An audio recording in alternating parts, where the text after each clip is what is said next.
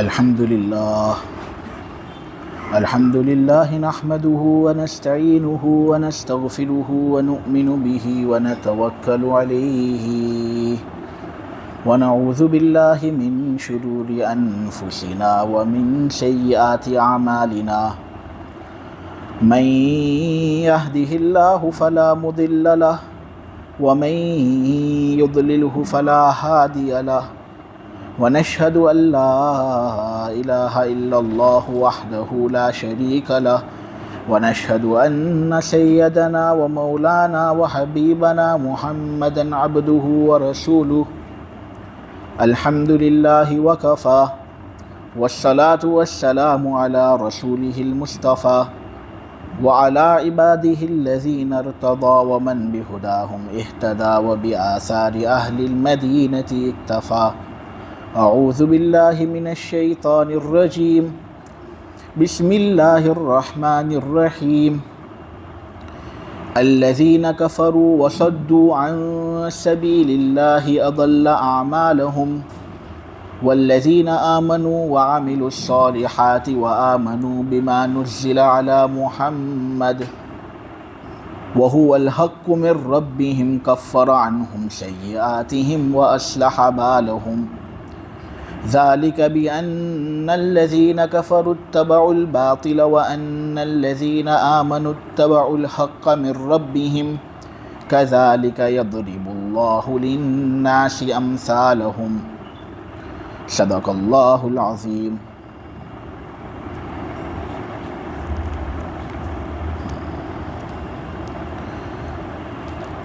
شروع کرتا ہوں اللہ کے نام سے جو سب پر رحم کرتا ہے، بالخصوص ایمان والوں پر بڑا مہربان ہے۔ وہ لوگ جنہوں نے کفر اپنا لیا اور انہوں نے اللہ کے راستے سے دوسرے لوگوں کو روکا، تو اللہ تبارک و تعالی ایسے لوگوں کے اعمال برباد کر کے رکھ دے گا۔ اور وہ لوگ جو ایمان لائے، جنہوں نے نیکیاں کی اور ایمان لائے ان تمام چیزوں پر جو محمد پر نازل کی گئی، اور محمد پر نازل کی گئی شریعت ایک سیدھا راستہ ہے جو ان کے پروردگار کی طرف سے نازل ہوا ہے، تو جو لوگ ایمان لاتے ہیں اللہ ان کی بری عادتوں کو معاف کر دے گا اور ان کے احوال سنوار دے گا۔ یہ سب اس لیے،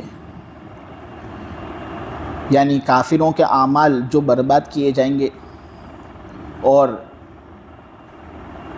ایمان والوں کے احوال سدھار دیے جائیں گے اور ان کے گناہ معاف کر دیے جائیں گے، یہ سب اس لیے کیونکہ کافروں نے جھوٹی چیز کی پیروی کی اور ایمان والوں نے حق کی پیروی کی جو ان کے پروردگار کی طرف سے آیا ہے۔ اسی طرح اللہ تبارک و تعالی لوگوں کے سامنے ان کے احوال واضح فرماتا ہے، اسی طرح اللہ لوگوں کے سامنے ان کے احوال پیش کرتا ہے۔ جو لوگ شوق رکھتے ہیں وہ قریب آ جائیں، سن لے تفسیر۔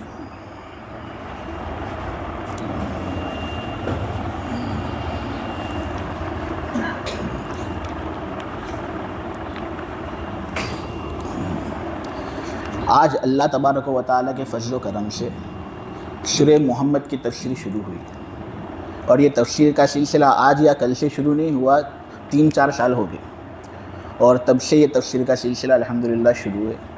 اسی مسجد کے اندر 30واں پارہ مکمل ہوا، اسی مسجد کے اندر 29واں 28واں پارہ 27واں پارہ مکمل ہوا، اور الحمدللہ اس سال 26واں پارہ شروع ہوا، سورہ محمد پر پہنچ گئے۔ بہت سے نبی ہیں ایسے جن کے ناموں کو مد نظر رکھتے ہوئے سورت کا نام قرآن کے اندر رکھا گیا۔ حضرت ہود علیہ السلام ہے، ان کے نام کو مد نظر رکھتے ہوئے سورہ ہود قرآن کے اندر نازل ہوئی۔ ایک یونس علیہ السلام ہے کہ ان کے نام کو مد نظر رکھتے ہوئے سورہ یونس نازل ہوئی۔ حضرت یوسف علیہ السلام ہے کہ ان کو مد نظر رکھتے ہوئے سورہ یوسف نازل ہوئی، اور ایک حضرت ابراہیم علیہ السلام ہے کہ ان کو مد نظر رکھتے ہوئے سورہ ابراہیم نازل ہوئی۔ اور اسی طرح ہمارے محمد صلی اللہ علیہ وسلم بھی ہیں کہ ان کو مد نظر رکھتے ہوئے سورہ محمد کا نزول ہوا. انہی کے نام پر اس سورت کا نام ہے. اللہ کے رسول صلی اللہ علیہ وسلم، محمد صلی اللہ علیہ وسلم، ان کا نام ان کے دادا نے رکھا تھا. علامہ سہیلی نے روز الانف کے اندر یہ بات لکھی ہے کہ ہمارے نبی کا نام ان کے دادا عبد المطلب نے رکھا تھا. اور یہ ایک ایسا انوکھا نام تھا اس زمانے میں کہ ہمارے نبی کے علاوہ کسی اور کا نام محمد تھا ہی نہیں. آپ دیکھ لو صحابہ کے اندر بہت سے کم نام ایسے ملیں گے کہ شروعات محمد سے ہوتا ہو. بہت انوکھا نام تھا. حضور سے پہلے بھی فقط 3 لوگوں کا نام تھا محمد. یہ حضور کا زمینی نام تھا.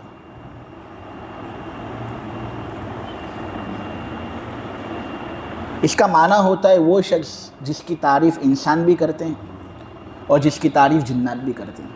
ظاہر سی بات ہے، جیسے کہ آپ لوگوں کے سامنے سورہ احقاف کے اندر میں یہ بات کہہ چکا کہ ہمارے علماء کا اجماع ہے اس بات پر کہ حضور کی بعثت جس طرح انسانوں کی طرف ہوئی ہے اسی طرح جناتوں کی طرف بھی ہوئی ہے. تو جب ہم حضور کو اپنا نبی مانتے ہیں، ان کی تعریف کرتے ہیں، تو جنات بھی نبی مانیں گے، حضور کو ان کی تعریف کریں گے.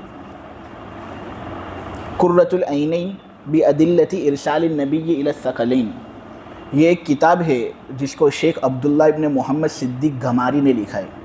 اس کے اندر شیخ صاحب نے 38 صفحے کا ایک چھوٹا سا رسالہ لکھا ہے اور 29 دلائل دیے ہیں اس بات پر کہ حضور جناتوں کی طرف بھی بھیجے گئے تھے.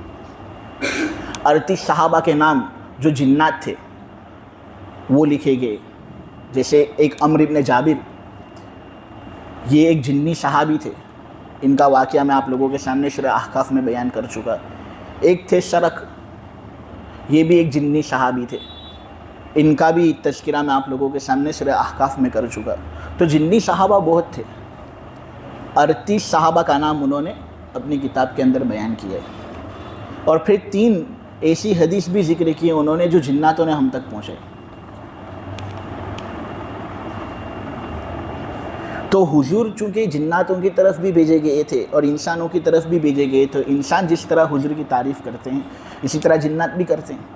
تو محمد ایک ایسی شخصیت ہوئی صلی اللہ علیہ وسلم کہ ان کی تعریف کی گئی انسانوں کی جانب سے، جناتوں کی جانب سے، اس لیے حضور کو محمد کہا جاتا ہے. دوسرا قول یہ ہے کہ محمد اس شخص کو کہتے ہیں جو قابل تعریف ہو، خواہ کوئی اس کی تعریف کرے یا مذمت کرے. وہ تعریف کے لائق اگر ہے تو اس کو محمد کہا جائے گا.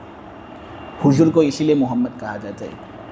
یہ میرے عزیز و حضور کا زمینی نام ہے. زمین میں حضور کو اسی نام سے پہچانا جاتا ہے. لیکن ایک نام ہے حضور کا جو آسمان میں چلتا ہے، جو کرسچن لوگوں میں چلتا ہے، جو یہودیوں میں چلتا ہے. امم سابقہ میں جو حضور کا نام رائج تھا وہ تھا احمد. یہ بھی حضور کا نام ہے لیکن یہ آسمانی نام ہے. اس نام کا تذکرہ قرآن کے اندر آیا ہے. سورہ صف میں آیت نمبر 6 میں عیسیٰ علیہ السلام نے کہا مبشرم برسول یأتی من بعد اسمہ احمد، میں تم کو ایک خوشخبری دے رہا ہوں. ایک کرسچن لوگوں، اے نصرانیوں، میں تم کو خوشخبری دے رہا ہوں ایک ایسے آنے والے رسول کی جس کا نام احمد ہوگا. یہ قرآن کی آیت کرسچن لوگوں پر ایک بڑی بھاری دلیل ثابت ہوتی ہے کہ جب تمہارے ہی نبی محمد صلی اللہ علیہ وسلم کی نبوت کی خوشخبری دے رہے ہیں تو تم کو حضور پر ایمان لانا چاہیے. لیکن کرسچن لوگ ایسے ہیں جو محمد صلی اللہ علیہ وسلم کو فلسفہ کرتے ہیں، تکذیب کرتے ہیں اور کہتے ہیں یہ جھوٹا نبی ہے. حالانکہ خود عیسیٰ ابن مریم نے خوشخبری دی تھی کہ میرے بعد ایک رسول آئے گا جس کا نام احمد ہوگا. اور آج بھی اگر ہم بائبل کے نسخے دیکھتے ہیں تو بائبل کے نسخوں کے اندر ہمیں عیسیٰ ابن مریم کی یہ بشارت ملتی ہے، لیکن انہوں نے اس کو ذرا رد و بدل کر دیے. انجیل برنابس جو ہے، دا بائبل آف برنابس، اس کے اندر تو میں جتنے مقامات آپ کو دکھاؤں وہ کم. جگہ جگہ پر عیسیٰ ابن مریم نے یہ بات کہی ہے کہ میرے بعد ایک رسول آئے گا جس کا نام ہے احمد. لیکن پھر بھی یہ لوگ مانتے نہیں ہیں. وہ لوگ کہتے ہیں کہ بائبل آف برنابس جو ہے نا، یہ ہمارے یہاں سب سے غیر معتبر کتاب، سب سے غیر معتبر بائبل. حالانکہ ہمارے یہاں اگر سب سے زیادہ معتبر بائبل اگر ہو تو بائبل آف برنابس. لیکن ان کے یہاں جو بائبل چلتی ہے وہ ہے Bible of John, the gospel of John, انجیل یوحنا اس کو کہتے ہیں یہ لوگ۔ وہاں بھی اگر ہم دیکھتے ہیں تو یہ خوشخبری ملتی ہے۔ انجیل یوحنا کہ chapter number 14 verse number 16، Google پر بھی اگر آپ یہ سرچ کرو گے آپ کو ملے گا، ضرور اے آئی پرووائڈ کرے گا آپ کو۔ Bible of John chapter number 14 verse number 16 کے اندر عیسیٰ ابن مریم نے کہا ہے، انگلش کے اندر کہا ہے کہ I will ask the father for he will give you a helper that will last with you forever۔ اس کا اردو ترجمہ ہوتا ہے میں باپ سے درخواست کروں گا۔ ان کے یہاں باپ خدا ہوتا ہے، تو سن یعنی عیسیٰ باپ سے درخواست کریں گے کہ اے باپ تم بھیج دو ایک ایسا آدمی میرے قوم کی طرف جو ان کے ساتھ ہمیشہ رہے اور جو ان کے لیے مددگار ثابت ہو۔ دیکھو یہاں پر جو مددگار کا لفظ عیسیٰ ابن مریم نے ذکر کیا نا، یہ اصل یوحانی زبان کے اندر پیریکلائٹوس تھا، فارکلیت، جس کا نام فارکلیت ہو ایسا رسول تو میری قوم کے اندر بھیجنا۔ فارکلیت کا جب ہم ترجمہ دیکھتے ہیں نا پیریکلائٹوس، تو اس کا ترجمہ ہوتا ہے احمد عربی میں، اور اردو میں اس کا ترجمہ ہوتا ہے وہ شخص جو بہت زیادہ قابل تعریف ہو۔ ابھی میں نے محمد نام کا ترجمہ آپ لوگوں کے سامنے بیان کیا، کیا ترجمہ تھا؟ وہ جس کی تعریف کی جاتی ہے، جو قابل تعریف ہو۔ لیکن انہوں نے اسی پیریکلائٹس کو پیریکلیٹس سے بدلا، بہت زیادہ فرق کیا نہیں، کیونکہ اگر بہت زیادہ فرق کریں گے تو لوگوں کو پتہ چل جائے گا۔ تو پیریکلائٹس کو پیریکلیٹس سے بدلتے ہیں اور ترجمہ کرتے ہیں مددگار، شفیع، وکیل۔ حالانکہ صاف لفظوں میں یہ بات لکھی گئی ہے کہ حضرت عیسیٰ نصرانی لوگوں کو کہہ رہے ہیں کہ میرے بعد ایک ایسا رسول آئے گا جس کا نام ہوگا احمد، قابل تعریف شخص آئے گا، مددگار، ہیلپر، وکیل، شفیع، ایسی کوئی بات کی ہی نہیں ہے، تو ان لوگوں نے بدلا ہے۔ تو یہ احمد نبی کریم صلی اللہ علیہ وسلم کا وہ نام تھا جو پچھلی امتوں کے اندر بھی مشہور اور آسمانوں کے اندر بھی مشہور۔ اسی طرح حضور پاک صلی اللہ علیہ وسلم کے اور بہت سے نام تھے۔ مولانا محمد موسیٰ روحانی بازی نے اپنی کتاب القصیدۃ الحسنی فی اسماء النبی العظمیٰ کے اندر 521 نام جمع کیے ہیں اور شعر شاعری کے اندر لکھے ہیں کہ حضور کے 521 نام، جبکہ علامہ سخاوی نے قول البدیع کے اندر لکھی ہے یہ بات کہ 448 نام نبی کریم صلی اللہ علیہ وسلم کے۔ علامہ عراقی نے الفیۃ السیرۃ النبویہ کے اندر بہت سے اور اقوال لکھے، 99 کا قول نقل کیا ہے جو ہمارے یہاں مشہور ہے کہ اللہ کے 99 نام تو حضور کے بھی 99 نام۔ ایک قول 300 کا نقل کیا ہے تو ایک قول 67 کا نقل کیا ہے۔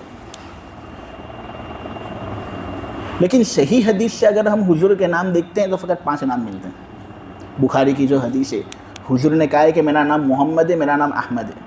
اسی طرح میرا نام ماہی ہے، ماہی حضور کا نام ہے اور یہ بہت اچھا نام ہے، یہ رکھنا چاہیے۔ ماہی اس کو کہتے ہیں جو کفر کو مٹاتا ہے، مٹانے والا، حضور کا ایک نام ماہی ہے۔ اسی طرح حضور کا ایک نام عاقب ہے، جو سب سے آخر میں آنے والا ہو، اس کو کہتے ہیں عاقب۔ چونکہ حضور سب سے آخری نبی ہیں اس لیے حضور کو عاقب کہتے ہیں۔ اور حضور کا ایک 5واں نام حاشر ہے۔ حضور کہتے ہیں قیامت کے دن سب کو میرے قدموں پر جمع کیا جائے گا، سب آئیں گے اور مجھے درخواست کریں گے کہ آپ اللہ کے یہاں ہمارے لیے سفارش کرو کہ ہمارے لیے حساب جلد سے جلد شروع ہو جائے، اس لیے حضور کو الحاشر بھی کہا جاتا ہے۔ تو صحیح حدیث میں 5 نام ملتے ہیں، لیکن بہت سے علماء نے الگ الگ اقوال بیان کیے ہیں، جیسے کہ میں اس کی تفصیل آپ کے سامنے بیان کر چکا۔ یہاں اس آیت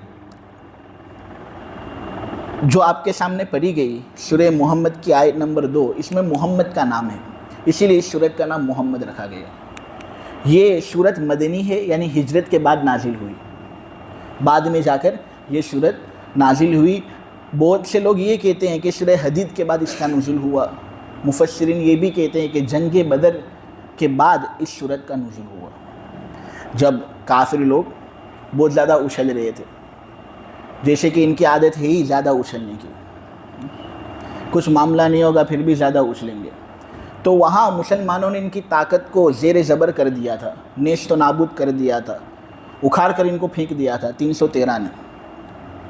تو ان لوگوں نے سازش کی تھی کہ ہم بدلہ لیں گے ضرور، ان لوگوں نے ہمارا نقصان کیا، ہم ان کا نقصان کریں گے۔ تو یہ لوگ مسلمانوں کے خلاف منصوبہ بازی کے اندر لگ گئے اور انہوں نے چال بازیاں شروع کر دی کہ کس طرح ہمیں مسلمانوں کو مارنا ہے، ان کو قتل کرنا ہے۔ تو اللہ نے اس موقع پر یہ سورت نازل کی اور اللہ نے اس کے اندر جہاد کے احکام دیے، جہاد کی فضیلتیں بیان کی۔ مدینہ کے اندر جو منافق قسم کے لوگ تھے، جو حضور کے خلاف اندر سے پروپیگنڈا کرتے تھے، غدار لوگ، قوم کے غدار، جیسے کہ آج کے زمانے میں بھی ہیں بہت سے قوم کے غدار، جو ظاہر تو یہ کریں گے کہ ہم مسلمان ہیں، لیکن دیکھیں گے تو فرقہ بازی کے اندر لگے ہوئے ہیں، فرقیت پرستی کے اندر لگے ہوئے ہیں۔ ظاہر تو یہ ہوگا کہ ہمیں اسلام سے سب سے زیادہ محبت، لیکن جھنڈا کسی اور کا اپنے ہاتھ کے اندر لیے ہوئے ہوں گے، بڑے غدار قسم کے لوگ۔ تو ایسے لوگ حضور کے زمانے کے اندر بھی تھے، منافق لوگ۔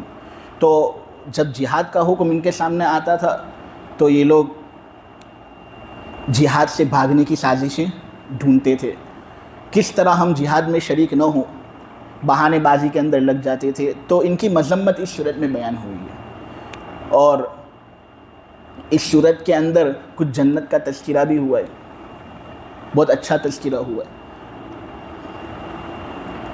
تو یہ سورہ محمد کا خلاصہ آپ لوگوں کے سامنے پیش کیا گیا۔ جہاد کے نتیجے میں کچھ قیدی بھی آتے ہیں، مسلمان کے تحت کچھ پریزنرز جمع ہوتے ہیں، ان قیدیوں کے ساتھ کیا حسن سلوک کرنا ہے، کیا رویہ ان کے ساتھ کرنا ہے، کیا رویہ ان کے ساتھ نہیں کرنا، اس کی تعلیم اس صورت کے اندر دی گئی ہے۔ تو یہ صورت اس لحاظ سے بڑی اہم ہے، اور چونکہ اس صورت کے اندر مارنے دھارنے کی بات ہوئی ہے نا، کہ کوئی کچھ کرے تو اس کو مار دو، قتل کرو، اس لیے اس صورت کا نام سورہ قتال بھی رکھا گیا ہے۔ یعنی اس صورت کا مشہور نام تو سورہ محمد ہے، لیکن اس صورت کو سورہ قتال بھی کہتے ہیں، کیونکہ اس کے اندر جہاد کے احکام، اور جہاد یہ ضروری ہے، یہ شریعت کا ایک حصہ ہے، جس حصے کا پاس رکھنا لازم ہے۔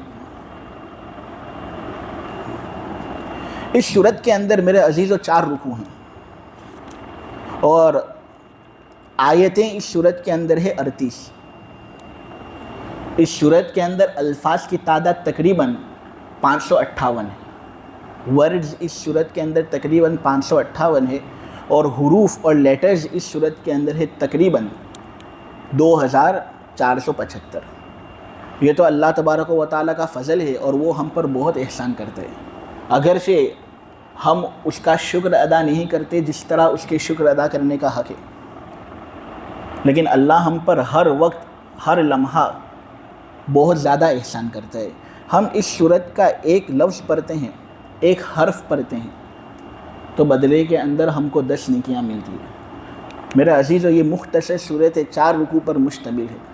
اس کے اندر جب 2475 حروف ہیں، تو انشاءاللہ پوری صورت کو پڑھنے کے نتیجے میں کم سے کم اجر آدمی کو ملے گا، وہ ہے 24,750۔ اور یہ تو کم سے کم اجر کی بات ہے۔ آدمی پھر اخلاص کے ساتھ پڑھے گا، دل لگا کر پڑھے گا، رو رو کر پڑھے گا، اللہ کو یاد کر کے پڑھے گا، مستانہ طریقے سے پڑھے گا، نماز میں پڑھے گا، تو اس کا اجر کتنا پھر ہوگا؟ اتنا زیادہ ہوگا، اتنا زیادہ ہوگا کہ اس اجر کا جو متعین مقدار ہے وہ آپ کو بڑے سے بڑا عالم بھی نہیں بتا سکتا۔ یہ چیز ایسی ہے جو فقط ایک اللہ کو معلوم ہے، اللہ اس کو پھر اپنے حساب سے اجر دے گا، لیکن کم سے کم اجر اللہ کے دستور کے مطابق 24,750 کا ہے۔ بہت فائدہ ہے، اسی لیے ہم قرأت قرآن کریں۔ قرأت قرآن سے دل صاف ہوتا ہے، اس سے تحلیہ بھی ہوتا ہے، تخلیہ بھی ہوتا ہے، اچھی عادتیں آتی ہے قرآن کی تلاوت کرنے سے، اور بری عادتیں نکلتی ہیں۔ بڑے فوائد۔ اس سورت کی پہلی آیت کے اندر اللہ تبارک و تعالیٰ نے کہا کہ وہ لوگ جو کفر کرتے ہیں، اللہ پر ایمان نہیں لاتے، اور پھر ایسا نہیں کہ کفر پر رہتے ہوں اور ایمان والوں کے ساتھ دوستی رکھی ہو۔ لوگ دیکھو، جو لوگ ہمارے دوست بننا چاہتے ہیں ہم بھی ان کو دوست رکھیں گے۔ ہماری شریعت کے اندر ہم کو یہ حکم نہیں دیا گیا کہ جو بے گناہ ہو ہم اس کو ماریں، بے گناہوں کا قتل کریں۔ جس شخص نے کسی بے گناہ کو قتل کیا، خواہ وہ پھر مسلمان ہو یا کافر ہو، قرآن کے اندر ہے وہ ایسا ہے کہ اس نے پوری انسانیت کو قتل کر دیا۔ کتنا بڑا گناہ۔ ہاں، لیکن جو ہمارے آڑے آتے ہیں، ہم کو چھیڑتے ہیں، اللہ کے راستے سے روکتے ہیں، تو پھر ایسے لوگ ہمارے حقیقی دشمن۔ اللہ تبارک و تعالیٰ کہتے ہیں کہ جو لوگ کفر کرتے ہیں اور پھر اللہ کے راستے سے لوگوں کو روکتے ہیں، اللہ کے راستے سے یہاں پر مراد دین ہے اللہ کا، اللہ کے دین سے روکتے ہیں، نماز سے روکنا، مسجدوں سے روکنا، مدرسوں سے روکنا، تبلیغی جماعت اور جمعیتوں سے روکنا، یہ سب اس کے اندر آ گیا کہ اگر ہمارے دین کو پریکٹس کرنے سے لوگ روکیں گے تو ایسے لوگوں کے ساتھ اللہ یہ کرے گا کہ ان کے جو اعمال ہے اللہ ان کو برباد کر دے گا، غارت کر دے گا۔ دیکھو کفار بھی بہت اچھے اعمال کرتے ہیں، ایسا نہیں کہ وہ نہیں کرتے، یتیموں کی مدد کریں گے، وہ بیواؤں کی مدد کریں گے، وہ کمزوروں کی مدد کریں گے، ضرورت مندوں کی مدد کریں گے، چھوٹوں کے ساتھ شفقت کا معاملہ کریں گے، بڑوں کے ساتھ تعظیم کا معاملہ کریں گے، ہمسایوں کے ساتھ خیال والا معاملہ رکھیں گے، جان اور مال کی حفاظت کریں گے، عزت و آبرو کی حفاظت کریں گے۔ تو یہ سب کام ایسے ہیں جو وہ لوگ بھی کرتے ہیں جو اسلام سے متصف نہیں۔ اب اچھے کام انہوں نے کیے، یتیم خانے کھولے، ڈاکٹر وغیرہ بنائے، میڈیکل کلینکس ان لوگوں نے کھولی، تو اس عمل کا اجر ان کو کس طرح ملے گا؟ اللہ کہتا ہے کہ عمل کا اجر ان کو دنیا کے اندر مل جائے گا، دنیا کے اندر بہترین زندگی جئیں گے، یہ راحت آسائش ان کو ملے گی، اور پھر آخرت کے اندر ان کو ذرہ برابر بھی کوئی اجر ملے گا نہیں۔ جتنے اعمال ان لوگوں نے کیے نا اللہ ان کو برباد کر دے گا، کیونکہ آخرت کے اندر اجر کے ملنے کے لیے ایمان کے ساتھ متصف ہونا شرط ہے۔ ایمان والا ہوگا اسی کو اس کا اجر ملے گا۔ جو کافر لوگ ہیں جو اللہ پر ایمان ہی نہیں لاتے ان کو آخرت میں ان کے اعمال کا اجر نہیں ملے گا۔ جو اچھے عمل ان لوگوں نے کیے دنیا کے اندر ہی اللہ ان کو ان کا بدلہ دے دے گا، یا تو اللہ آرام اور آسائش ان کو نوازے گا، یا ہوگا یہ کہ اللہ ان کو شاید اسلام کی توفیق دے سکتے ہیں۔ اسی لیے آپ دیکھ سکتے ہو کہ جو لوگ غیر مسلم ہیں لیکن بہت لوگوں کی مدد کرنے میں بیلیو کرتے ہیں، بہت زیادہ اچھے کام کرتے ہیں، ایسے لوگ اسلام سے بھی بڑے مائل ہوتے ہیں، اور اسلام کا جو سوچنے کا رویہ ہے، اسلام کا جو پریزنٹیشن ہے وہ اس سے بڑے مانوس ہوتے ہیں۔ تو ایسے لوگوں کو ان کے اچھے اجر کا بدلہ کبھی یہ بھی مل جاتا ہے کہ دنیا کے اندر ان کو اسلام کی دولت سے اللہ نوازتا ہے۔ جیسے بخاری کے اندر ہے حضرت حکیم ابن حزام رضی اللہ تعالیٰ عنہ اسلام لے آئے، تو حضور نے حکیم ابن حزام سے کہا، اے حکیم تو اسلام لے آیا، بہت اچھا کام تو نے کیا، لیکن دراصل تو نے گزشتہ ایام کے اندر چونکہ بہت اچھائیاں کی تھی نے، انہی اچھائیوں کے بدلے میں اللہ نے تجھے اسلام لانے کی توفیق عطا فرمائی۔ تو کافروں کا یہ معاملہ ہے، آخرت کے اندر ان کو کوئی اجر نہیں ملے گا، اللہ آخرت میں ان کا سارا کا سارا اجر برباد کر کے رکھ دے گا۔ آیت نمبر 1 میں یہی میسیج ہم کو پہنچایا جا رہا ہے۔ اس طرح کی جو آیتیں ہوتی تھیں نا، اس سے صحابہ بہت زیادہ گھبرا جاتے تھے، حالانکہ ان آیتوں کے اندر اللہ نے کافروں کی بات کی ہے کہ جو لوگ کافر ہیں، مسلمانوں کو تکلیف پہنچاتے ہیں، اللہ ان کے اعمال برباد کر دے گا، آخرت میں ان کو کوئی اجر ملے گا نہیں۔ دنیا کے اندر مزے کریں گے یہ، اگر اللہ نے ان کی تقدیر میں مزے لکھ دیے ہیں تو ان لوگوں کو مزے کرنے ہیں دنیا میں، لیکن آخرت میں ان کو کوئی اجر نہیں ملے گا۔ بہت سارے صحابہ اس جیسی آیت، اور سورہ احقاف کے اندر بھی آیت تھی، اذھبتم طیباتکم فی حیاتکم الدنیا واستمتعتم بها فالیوم تجزون عذاب الہون بما کنتم تستکبرون فی الارض بغیر الحق وبما کنتم تفسقون۔ اس آیت کے اندر یہ بات ہے کہ جب کافروں کو جہنم پر پیش کیا جائے گا تو اللہ کافروں سے کہے گا کہ تم نے اچھے اعمال اگرچہ دنیا میں کیے، اللہ نے دنیا کے اندر تم کو ان کاموں کا بدلہ دے دیا، تم دنیا کے اندر لطف اندوز رہے اور تم نے خوب مزے اڑا لیے، یہی تمہارا اجر۔ اب آخرت میں تمہارے لیے ذلت اور رسوائی کے عذاب کے علاوہ کوئی اور چیز نہیں، کیونکہ تم تو زمین میں تکبر کیا کرتے تھے، نافرمانی کے عادی تھے، اس لیے تمہارا یہ حال ہوگا۔ لیکن بہت سارے صحابہ بھی اس جیسی آیتوں سے ڈر جاتے تھے، اس لیے وہ دنیا کے اندر بہت زیادہ منہمک نہیں ہوتے تھے، دنیا سے اپنا جی بہت زیادہ نہیں لگاتے تھے۔ وہ یہ سمجھتے تھے کہ اگر ہم دنیا سے جی لگا لیں گے اور دنیا کے اندر ہی مزے کرنے شروع کر دیں گے تو کہیں ایسا نہ ہو کہ اللہ کل قیامت کے دن کافروں سے جس طرح یہ کہے گا کہ دنیا کے اندر تم نے مزے اڑا لیے، تم نے خوب دنیا کے اندر شو بازی کی، لطف اندوزی کی، یہ تمہارے لیے کافی تھا، آج آخرت میں میرے عذاب کے علاوہ تمہارے لیے کوئی چیز نہیں۔ حضرت عمر رضی اللہ تعالیٰ عنہ ایک مرتبہ ان کو شام بلایا جاتا ہے، फ़लस्तीन जाते हैं और बादशाह होने की हैसियत से इनकी आमद होती है, बेहतरीन पकवान इनके सामने तैयार किया जाता है। जो लोग वहाँ पर मौजूद होते हैं वो कहते हैं कि ऐसा उम्दा खाना हज़रत उमर के सामने लाया जाता है कि हमने इस तरह का खाना कभी भी अपनी ज़िंदगी में देखा नहीं था। हम तो खजूर खाने के आदी थे, सादा पानी पीने के आदी थे, अंगूर आ जाता था हमारे सामने खुश होकर खाते थे। इतना उम्दा खाना हज़रत उमर के सामने पेश हुआ, हमने ऐसा खाना कभी देखा ही नहीं। हज़रत उमर ने जब वो खाना देखा तो जो आस-पास के लोग थे उनको कहने लगे कि ये है उमर का हाल, कि आज इसके सामने उम्दा पकवान। और एक तरफ वो मुसलमान फ़ुकरा थे जिन्होंने अपनी ज़िंदगी गुजार दी और जिनको मौत आ गई इस हालत में कि कभी भी जौ की रोटी से भी इन्होंने अपना पेट नहीं भरा। उमर ये खा लेगा तो कल क़यामत के दिन ऐसे फ़ुकरा और मुसलमानों के सामने वो हाज़िरी किस तरह देगा। खालिद ने वलीद ने कहा, ए अमीरुल मुमिनीन, ऐसे लोगों के लिए जन्नत है। इन लोगों ने मुजाहिदे किए, जौ की रोटी खाई, हम तो मैदे की रोटी खाते हैं, गेहूं की रोटी खाते हैं, वो भी अगर एक दिन पुरानी हो जाती है तो हमारे पेट के अंदर घुसती नहीं है वो।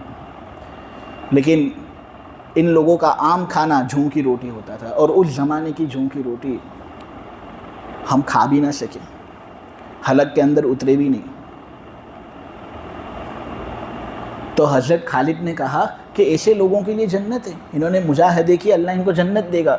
हज़रत उमर ने जब ये सुना ने हज़रत खालिद की ज़ुबान से तो धारे मार मार कर रोने लगे, हिचकियाँ मार मार कर रोने लगे और कहने लगे कि ये खालिद, उन्होंने मुजाहिदे किए, उनको बदले के अंदर जन्नत मिल रही है, और उमर ने भी तो रसूलुल्लाह सल्लल्लाहु अलैहि वसल्लम के साथ मुजाहिदे किए थे।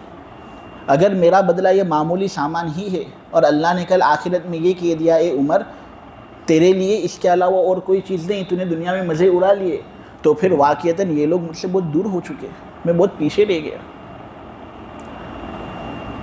हज़रत उमर के बारे में ये बात भी मनकूल है कि इन्होंने एक मरतबा जो इनके दरबारी लोग थे उनसे ये बात कही थी कि अगर मैं चाहूँ तो कलेजियाँ खा सकता हूँ, और अगर मैं चाहूँ तो भुना हुआ गोश्त खा सकता हूँ, अगर मैं चाहूँ तो किशमिश खा सकता हूँ, इस तरह के मैं उसको पानी में भिगोऊँ और उससे मशरूब बनाओ, ऐसा मशरूब कि उसका रंग इतना सुर्ख हो कि इतना सुर्ख तो हिरन का खून भी नहीं लगता होगा। अगर मैं चाहूँ तो मोटी ताज़ी बकरी अपने पास मंगवा सकता हूँ और उसको ज़बाह करके उसका उम्दा पकवान खा सकता हूँ। अगर मैं चाहूँ तो जितने कपड़े तुमने पहने हैं नरम से नरम, उससे ज़्यादा नरम कपड़े मैं पहन सकता हूँ। ऊँटों की कोहान अरब लोगों के यहाँ एक बहुत मशहूर डिश है, डेलिकेसी इसको कहा जाता है, बड़े शौक़ से खाते हैं, वीडियो भी आते हैं।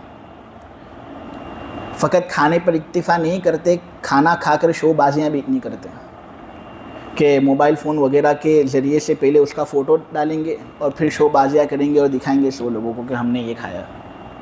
अल्लाह का शुक्र अदा करने के बजाय लोगों को दिखाने की इतनी फ़िक्र। अगर जिन लोगों को दिखाया जा रहा है उन्हीं में से कुछ लोग ऐसे हों जो ऐसा खाना अफोर्ड ना कर सकते हों, जिनके अंदर वो माली ताकत नहीं, जानी ताकत नहीं कि वो इस तरह का खाना खा सके, वो देखकर उनका जी जलेगा नहीं। लेकिन फिर भी अक्सर नौजवान इस फरेब के अंदर मुब्तला है, धोखे के अंदर मुब्तला है, देखा देखी, इसमें तो कोई लज्जत नहीं है। हो सकता है बुरी नज़र लगे, और अल-ऐन हक, बुरी नज़र हक है। अगर चलो हमको दूसरे लोगों की कोई परवाह नहीं कि किसी का जी जले न जले, मेरे को तो कोई परवाह नहीं, मेरा पेट भरना चाहिए, मेरी ख्वाहिश पूरी होनी चाहिए, लोग गए तेल लेने। अगर चलो आदमी ऐसा भी सोचता हो, लेकिन कम से कम ये तो सोचे कि नज़र भी तो लग सकती है, मेरा नुकसान हो सकता है। सहल इब्न हुनैफ, अबू दाऊद की रिवायत है कि बड़े हैंडसम और खूबसूरत थे। इनकी जो चमड़ी थी निहायत सफ़ेद और गोरी चमड़ी के थे, चेहरा निहायत खूबसूरत। एक मरतबा ये मकाम खर्रार पर पहुँचे और वहाँ पर गुस्ल करने की हाजत इनको हुई, तो ये गुस्ल करने के लिए गए, अपनी कमीज़ उतारी गुस्ल करने के लिए कि आमिर इब्न रबिया वहाँ पर मौजूद थे और उन्होंने सहल इब्न हुनैफ को देख लिया। उन्होंने देखा कि ये निहायत गोरी चमड़ी रखते हैं, اور نہایت ہینڈسم لگتے، باڈی بھی ان کی نہایت معتدل. تو کہنا شروع کرتے ہیں اللہ کی قسم جس کے قبضے میں میری جان ہے، اس سے زیادہ حسین و جمیل میں نے کسی کو دیکھا نہیں. اللہ کی قسم جس کے قبضے میں میری جان ہے، کنواری لڑکی سے بھی زیادہ خوبصورت یہ نظر آتے. ان کا یہ کہنا تھا. انہوں نے یہ کہا، اپنی زبان سے یہ چیز نکالی کہ فوراً سہل ابن حنیف غسل کرتے کرتے ہی بے ہوش ہو گئے اور طبیعت نہایت سخت ترین ہو گئی. اور یہ صحیح حدیث ہے، یہ ضعیف حدیث نہیں ہے. اس حدیث کی صحت میں کوئی شک نہیں. وہاں پر یہ بے ہوش ہو گئے اور نہایت سخت قسم کی حالت ہو گئی، مرنے کے قریب ہو گئے. نبی کریم صلی اللہ علیہ وسلم کے پاس اطلاع پہنچی کہ سہل کی یہ حالت ہے، اتنے بیمار ہو گئے ہیں. تو حضور دوڑ کر جاتے سہل کے پاس. سہل سے کچھ بات چیت ہوتی ہے تو سہل کہتے ہیں عامر ابن ربیعہ میرے بارے میں یہ کہہ رہا تھا کہ میری چمڑی اتنی خوبصورت ہے اور میں اتنا حسین و جمیل نظر آتا ہوں. نبی کریم صلی اللہ علیہ وسلم نے جب یہ بات سنی نے تو حضور کو پتہ چل گیا کہ کیا ہوا تھا. اللہ کے نبی صلی اللہ علیہ وسلم نے کہا کچھ لوگوں کو کیا ہو گیا ہے کہ اپنی بھائی کے جان کو قتل کرنا چاہتے ہیں. عامر ابن ربیعہ کو کچھ کہنا ہی تھا تو وہ برکت کی دعا دے دیتے، ماشاءاللہ کہہ دیتے، اس کے لیے دعا دیتے. لیکن عامر ابن ربیعہ نے دعا نہیں دی، تعریفیں ہی کی، رش کرنا شروع کیا. حضور نے کہا العین حق، یہ نظر کا معاملہ جو ہے نا وہ برحق ہے. اس سے آدمی کی زندگی کس طرح خراب ہو جاتی ہے آدمی کو اس کا اندازہ نہیں ہوتا. پھر وہ کفِ افسوس ملتا ہے، اس کو پتہ ہی نہیں کہ کیوں میرے ساتھ یہ ہو رہا ہے. لیکن یہ ہو رہا ہے ان سب اعمال کی وجہ سے، دیکھا دیکھی میں مبتلا ہونا. آج یہ دیکھا دیکھی کا فتنہ پہلے تو نوجوانوں کے اندر بھی تھا، لیکن آج کل بوڑھے لوگ بھی اس کے اندر مبتلا ہیں. وہ بھی کوئی عمدہ کپڑا جوڑا پہنتے ہیں تو فوراً فیس بک انسٹاگرام وغیرہ پر اس کو شو کرتے ہیں، شو بازی. سواری لیتے ہیں اس کو شو بازی. غریب لوگوں کا جی جلتا ہے کوئی فرق نہیں، اور اپنے آپ کو نظر لگ جاوے کوئی فرق نہیں. آج بھی عرب لوگوں کے یہاں ایسے لوگ موجود ہیں، آج بھی عرب لوگوں کے یہاں ایسے لوگ موجود ہیں کہ نظر کے معاملے میں اتنے پاورفل ہیں یہ لوگ کہ اونٹ کو دیکھ کر بھی اس کو پچھاڑ سکتے ہیں. جادو کرنے والے لوگ اونٹ کو اس طرح دیکھ لیا اور نظر میں اتنی کشش کہ اونٹ بھی ان کو دیکھ کر بے ہوش ہو جائے. لیکن آج انسان دلیر ہو چکا ہے، سادگی کی زندگی گزارنی ہے، بس دکھانا ہے. حالانکہ یہ سب وہ نعمتیں ہیں کہ اللہ تبارک و تعالی ان سب اعمال پر حساب لے گا اور بڑا پکا حساب لے گا. ایک مرتبہ نبی کریم صلی اللہ علیہ وسلم ایسے وقت میں باہر نکلے کہ جس وقت میں نبی کریم صلی اللہ علیہ وسلم باہر نکلا نہیں کرتے تھے، اور وہ وقت ایسا تھا کہ حضور سے کوئی ملاقات بھی اس وقت میں کرتا نہیں تھا. بے چین ہو کر یہاں وہاں حضور گھوم رہے تھے. اتنے میں حضرت ابو بکر سے ملاقات ہوئی. حضرت ابو بکر سے ملاقات ہوئی. حضور نے حضرت ابو بکر سے پوچھا تعجب میں کہ ابو بکر اس وقت پر تم آئے ہو؟ تو ابو بکر دکھا کچھ اور رہے تھے لیکن اندر کچھ اور تھا. جھوٹ تو صدیق اکبر بولتے نہیں ہیں، لیکن ایک مقصد جو شاید پوشیدہ تھا اس کو ظاہر کرنا چاہ رہے تھے یہ، اور جو حقیقی مقصد تھا اس کو پوشیدہ کرنا چاہ رہے تھے. توریہ اس کو کہتے ہیں کہ اے اللہ کے رسول، میں اس لیے باہر آیا ہوں تاکہ میں آپ کو سلامتی دوں، میں اس لیے آیا ہوں تاکہ آپ کے چہرے کی زیارت کروں، آپ کو دعائیں دوں، آپ کی ملاقات کروں. حضور نے کہا خیر بہت اچھا. حضرت عمر اتنے میں آئے. حضرت عمر تو بالکل ٹرانسپیرنٹ تھے، جیسا اندر تھا ایسا ظاہر کرتے تھے. ایسے لوگ دلوں کے بہت محبوب ہوتے ہیں، اور ایسے لوگوں سے لوگ بھی محبت بہت کرتے ہیں کہ جو اندر ہوتا ہے وہ ظاہر کر دیتے ہیں. حضرت عمر کو جب حضور نے پوچھا اے عمر اس موقع پر تم بھی باہر نکلے، تو حضرت عمر نے پیٹ کی طرف اشارہ کیا اور پیٹ پکڑنا شروع کیا اور کہا اے اللہ کے رسول، بہت وقت ہو چکا کہ کچھ کھانا میں نے کھایا نہیں، بھوک کی وجہ سے میں بالکل تل ملا گیا ہوں، بے چین ہو چکا ہوں، اس لیے میں باہر نکلا تاکہ کوئی چیز کسی کے یہاں پر مجھے مل جائے. حضور نے فرمایا اے فاروق، ایک خطاب کے بیٹے تیرے نبی کا حال بھی ایسا ہی ہے، بہت شدید بھوک لگی ہے کہ میں سو بھی نہیں سکتا. اور حضرت ابو بکر کا حال بھی یہی تھا. یہ تینوں تین پھر ابو الہیثم ابن تیہان کے گھر جاتے ہیں. ابو الہیثم ان کی بڑی مہمانی کرتے ہیں.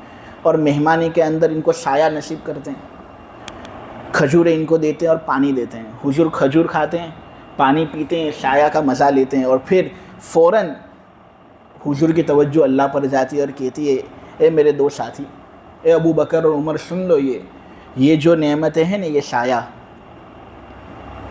یہ کھجوریں اور یہ ٹھنڈا پانی، یہ وہ نعمت ہے کہ جس پر اللہ تبارک و تعالیٰ کل تم سب لوگوں سے سوال کرے گا اور حساب لے گا۔ اس سے جو طاقت تم کو ملی ہے نا، اس طاقت سے اللہ کی فرما برداری کرنا، نافرمانی نہیں۔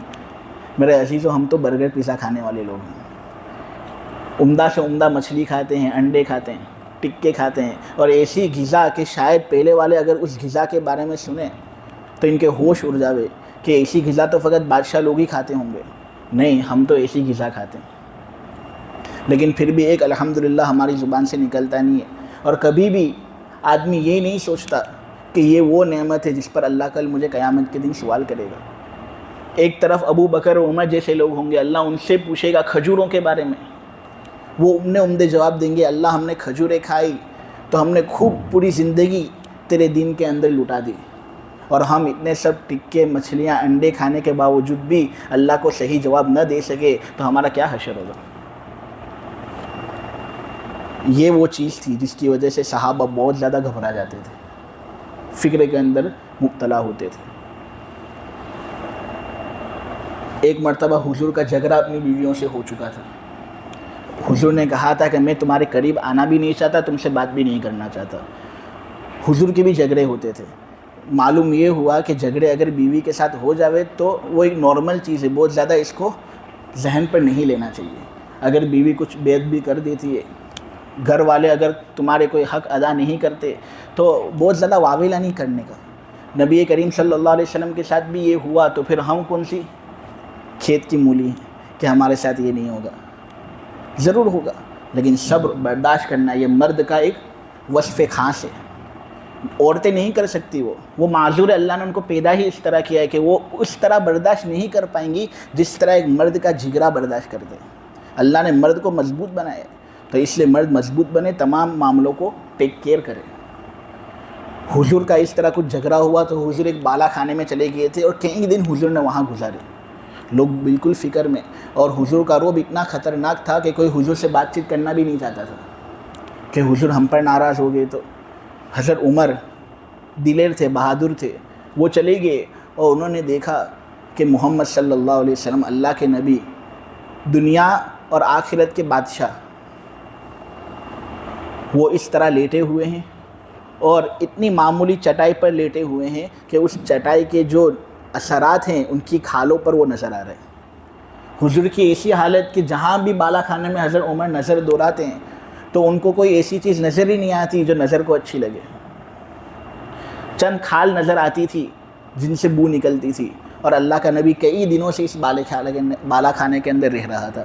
حضرت عمر بہت ایموشنل ہو گئے، نبی کریم صلی اللہ علیہ وسلم سے کہا، اے اللہ کے نبی، کسرا بھی بادشاہ ہے، کیسر بھی بادشاہ ہے، اور آپ بھی بادشاہ ہو، لیکن کبھی کسرا اور کیسر وہ زندگی نہیں گزارتے جو سادی زندگی اے نبی آپ گزارتے ہو۔ آپ کیوں اپنے لیے اور اپنی امت کے لیے دعا نہیں کر دیتے کہ اللہ ہم سب کو خوب مالدار بنا دے، اللہ ہم سب کو وہی چیزیں دے جو کفار کو اللہ دے رہے، ہماری بھی سواریاں عمدہ، ہمارے گھر بھی عمدہ، ہمارا لباس بھی عمدہ، کھانا بھی عمدہ، آپ کیوں ایسی دعا نہیں کرتے؟ نبی کریم صلی اللہ علیہ وسلم نے کہا، اے عمر، کیا تو اس بات سے راضی نہیں کہ اللہ ہم کو مجاہدے برداشت کروا رہا ہے دنیا کے اندر تاکہ پورا کا پورا اجر ہم کو آخرت میں دے؟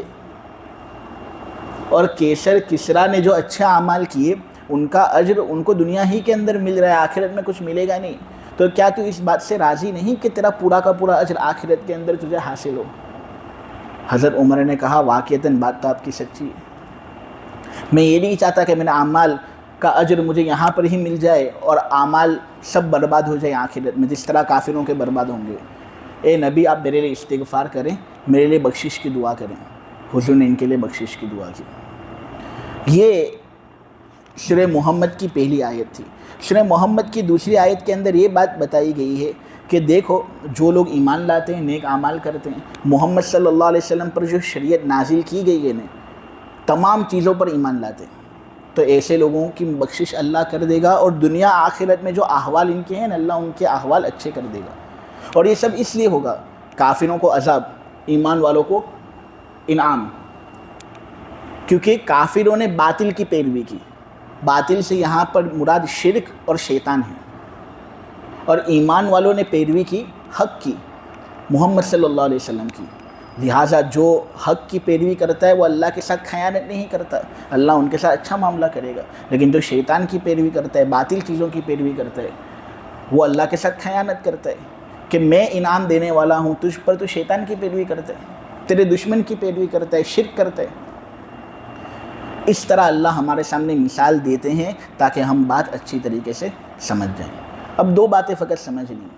ایک بات ہم کو یہ سمجھنی ہے جو سورہ محمد کی دوسری آیت سے مفہوم ہوئی،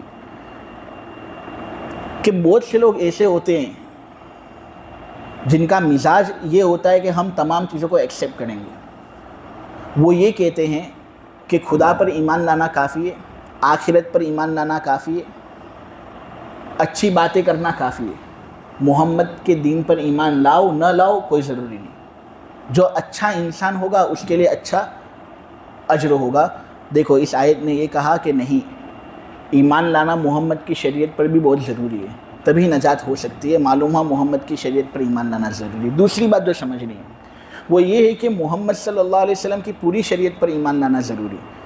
اگر کوئی آدمی بعض شریعت پر ایمان لائے اور بعض شریعت پر ایمان نہ لائے، سب چیزوں کو مانے، زکوٰۃ تو پہلی صف، نماز تو پہلی صف میں پڑھتا ہے لیکن زکوٰۃ ادا کرنے کو فرضی نہیں سمجھتا، سود لینے کو حرامی نہیں سمجھتا، تو پھر ایسا آدمی کافر ہے، کیونکہ محمد صلی اللہ علیہ وسلم کی پوری شریعت پر ایمان لانا ضروری ہے۔ بعض شریعت پر ہم ایمان لائے، بعض کو چھوڑ دیں، یہ مناسب نہیں۔ لہٰذا ہم پوری شریعت پر ایمان لائیں، نبی کریم صلی اللہ علیہ وسلم نے جو کام کرنے کے لیے کہیں وہ کریں، اللہ بہترین اجر سے ہم کو نوازے گا، بہترین اجر۔ صحیح حدیث ہے جس کے اندر حضرت ابو امامہ نبی کریم صلی اللہ علیہ وسلم کے حوالے سے یہ روایت بیان کرتے ہیں کہ اگر کوئی آدمی حق پر ہے لیکن حق پر ہونے کے باوجود سامنے والے سے جھگڑا نہیں کرتا،